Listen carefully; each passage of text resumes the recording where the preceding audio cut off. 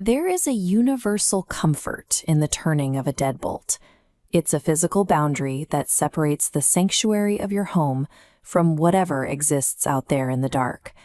That boundary usually holds up, but in Los Angeles during the mid-1980s, the concept of a locked door began to fail entirely. While millions of people slept, an unknown intruder was finding his way inside. He moved quietly through windows and unlocked doors, targeting individuals who had no reason to believe they were in danger. The street level was no longer the primary zone of risk. The deepest interior of a home, the bedroom, had suddenly become the exact place where you were most likely to encounter violence. Criminal investigations typically rely on patterns. Detectives look for a preferred type of victim or a specific neighborhood to narrow down a suspect pool. This specific attacker stripped police of those tools. If you plot these crimes on a map of the greater Los Angeles area, you won't find a localized hunting ground. The victims shared no common profile. He attacked elderly couples, young women, and men living alone with equal severity. As these data markers populate, you can see the chaos of his targets. He slipped into these varied homes so quietly, the media eventually dubbed him the Night Stalker. Without a clear demographic or geographic focus, conventional security advice offered no real protection. Because anyone could be the next target, the entire population was forced to share the exact same burden of terror. Between 1984 and 1985, the severity of the intrusions peaked.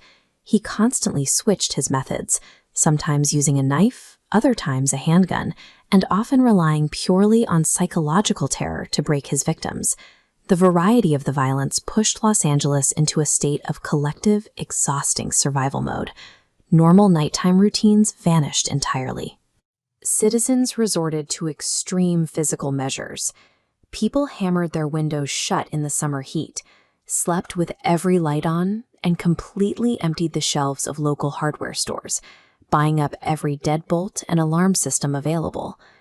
Behind the seal of the Los Angeles Police Department, detectives were hitting dead ends. They had a mountain of crime scene reports, yet they lacked a single usable fingerprint, a consistent weapon type, or a witness who could describe a face. Night after night of fresh violence, followed by day after day of police dead ends, effectively froze one of the largest cities in the country. Millions of people were trapped in an agonizing holding pattern. That grip finally broke because of a single investigative error. The Phantom left behind a tangible piece of evidence. A partial fingerprint recovered from a stolen vehicle matched a record in the system. The formless shadow suddenly had a concrete identity. Detectives didn't wait. They took the analog route, broadcasting his face directly through the television sets inside the very homes he had spent months terrorizing. The Night Stalker finally had a name, Richard Ramirez, and for the first time, the public could see exactly who they were hiding from. Identifying the threat changed the math for every household in California. Once residents had a face to watch for, the impulse to hide behind locked doors was replaced by an active public vigil. Ramirez was completely unaware of this shift. When he stepped out into public the morning after the broadcast, he didn't realize his anonymity was already gone. It only took one ordinary citizen glancing at a newspaper and looking up to spot him on a neighborhood street.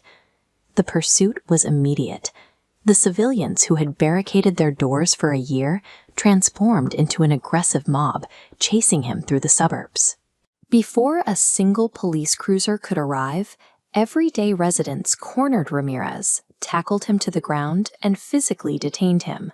A predator who relied on the isolation of the dark to exert control was ultimately taken down in broad daylight, overpowered by the collective force of the community he had hunted.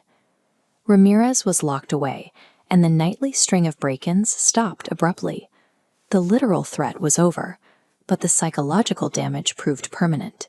The deeply held belief that a residential neighborhood is inherently safe was fractured. The extreme survival tactics born out of the 1980s Los Angeles panic, upgraded locks, home alarm systems, intense vigilance, slowly normalized into the baseline security habits we practice today. We caught Richard Ramirez, but his enduring legacy is the quiet, instinctual fear that makes us check the front door one last time before we go to sleep.